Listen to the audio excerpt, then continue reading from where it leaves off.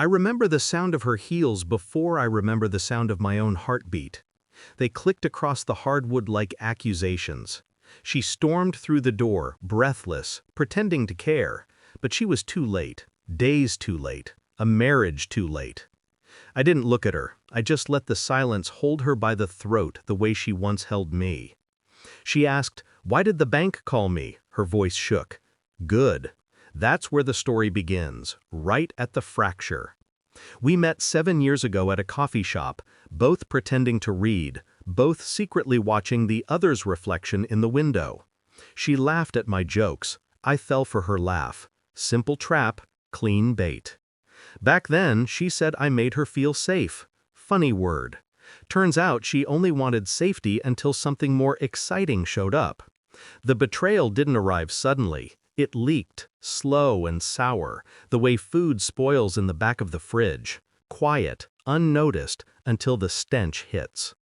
She started guarding her phone, started leaving the house dressed like she owed the world an apology for not seeing her sooner, started smiling in a way that didn't include me anymore. But I stayed calm, always calm. Love had made me blind once, but betrayal sharpened my vision. The night everything cracked was the night I collapsed. I remember the cold floor, the flashing lights, the doctor asking for my emergency contact, the nurse gripping my hand like she wanted me to stay alive long enough to hear something painful. They called my wife, and she said, "I'm busy. It's my ex-boyfriend's birthday. He needs me more." Even after they told her I might not survive the night. That sentence sliced something out of me, not my heart, my hesitation. 2 weeks later, when they discharged me, I didn't call her, I called my bank. The numbers didn't lie. The transactions told stories she never confessed.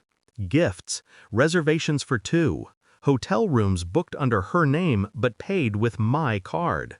I didn't rage, I didn't confront, I planned.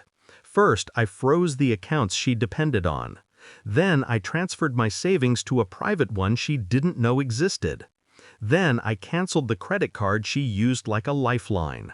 All fully legal, all entirely mine. The bank promised to notify the secondary holder. That's when she panicked. That's when she drove to the house we once shared. 2 hours later, frantic, shaking, terrified the world she built with my money was collapsing. She found me sitting at the kitchen table, sipping tea, alive in a way she didn't expect. "Why did you freeze the accounts?" she demanded. I looked up slowly, letting her see the ghost she created and the steel beneath it. "You weren't there," I said. "When I needed you, you weren't there." She rolled her eyes, as if her absence in my near-death moment was a scheduling inconvenience. "I told you, I was busy." "With him," I finished. "Yes, I heard." Her face drained. Good. Let the truth carve its way in now.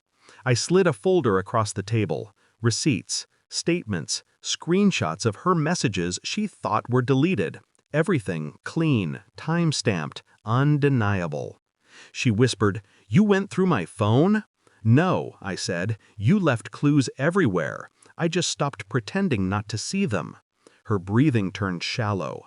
Panic always reveals the truth. I continued, "I've already spoken to a lawyer. The house is in my name. The accounts were funded by me. You'll be asked to leave by the end of the week." She collapsed into a chair. "You can't do this." "I'm not doing anything to you," I said, voice steady. "I'm stopping what you were doing to me." She asked what I meant by stopping. I leaned forward. "You used my money to fund your affair. That's marital waste. Legally, it works in my favor. You built your betrayal with receipts. I'm just handing them to the judge." The silence that followed tasted like victory. Quiet, lawful, surgical. She finally said, "I'm sorry." But she wasn't. She was scared. Different thing entirely. I stood, walked to the door, and opened it for her. "You chose him on the night I almost died," I said. "Choose him again now."